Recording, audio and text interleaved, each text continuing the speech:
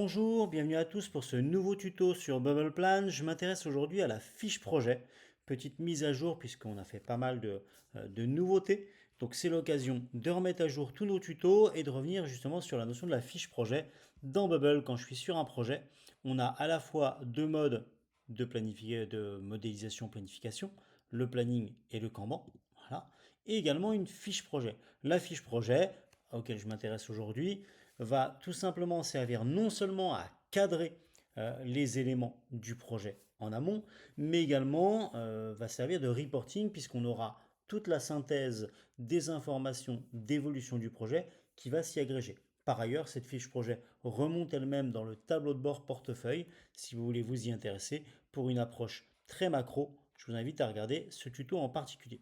Alors, ma fiche projet, elle va se nourrir tout simplement des éléments qui sont ici et j'y retrouve un premier bloc qui est un bloc plutôt de cadrage avec le chef de projet, la catégorie et pourquoi pas la vignette si j'en intègre une. Dès l'instant où il y a le petit stylo, je vais pouvoir faire des changements.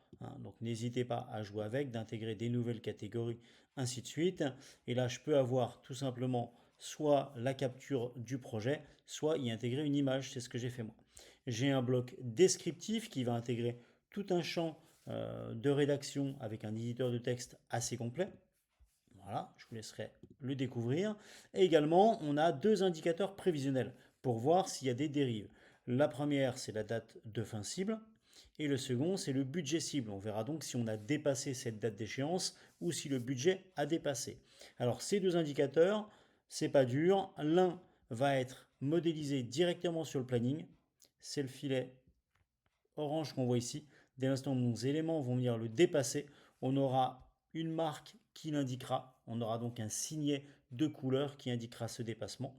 Et pour ce qui est de la partie budgétaire, dès l'instant où mon budget sera amené à le dépasser, eh ben, on voit que mon budget cible ici, qui n'est pas dépassé, donc qui est vert, passera en rouge. Et je retrouve également ce qu'on appelle le point de suivi météo. Alors vous irez voir directement ce sujet en particulier qui est un sujet de reporting ou de remontée de données à date, qui est très pratique en termes notamment de management visuel.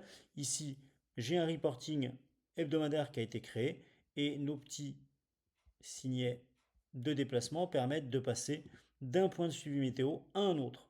Vous pouvez en créer d'autres grâce au petit plus et modifier ceux actuels juste ici. Pareil, éditeur de texte très très riche.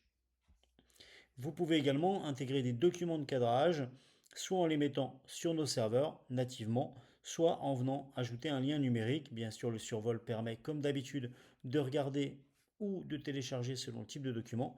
Et on va retrouver sur la droite les intervenants qui sont dans le projet. Si vous êtes en version business, vous pourrez d'un seul coup de survol, hop, venir les remplacer si c'est utile.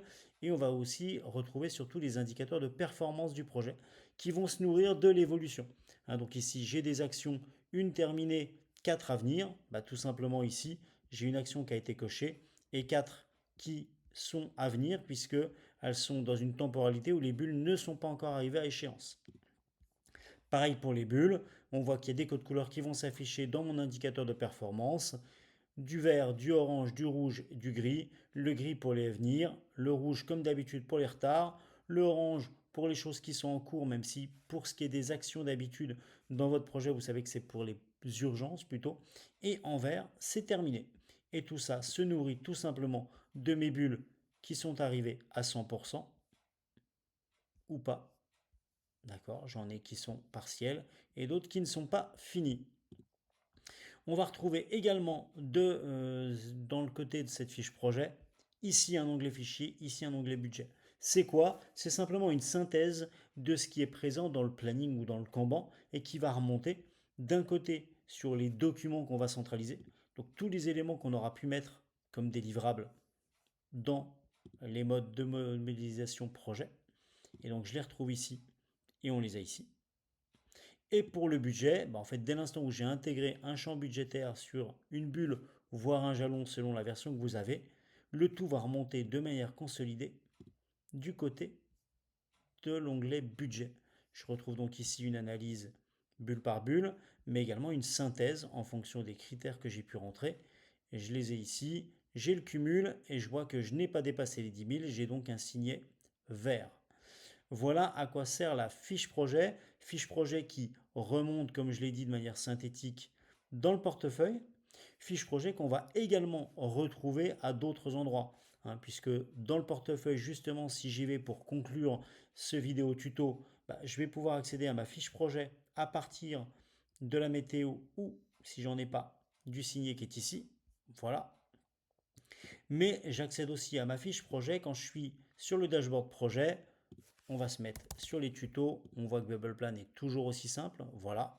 Et quand je vais sur les trois petits points, j'accède à ma fiche projet si j'en ai besoin. Et comme vous voyez, je peux changer pas mal de choses. Ça me permet aussi de piloter à partir d'ici, de voir ce qui se passe à partir d'ici sans être obligé de rentrer soit dans un tableau de bord, soit de rentrer dans le projet. Voilà ce qu'il fallait retenir de la fiche projet qui a été modernisée. J'espère que ça vous aura appris plein de choses ou que ça vous aura permis de vous mettre à jour sur la façon dont c'est structuré puisqu'elle a un peu changé graphiquement. Et moi, je vous dis à très bientôt pour de prochains tutos. Attention, plein de surprises arriveront également sur cette fiche projet qui est amenée à évoluer et à se personnaliser encore plus. Je vous souhaite une très bonne journée. Au revoir.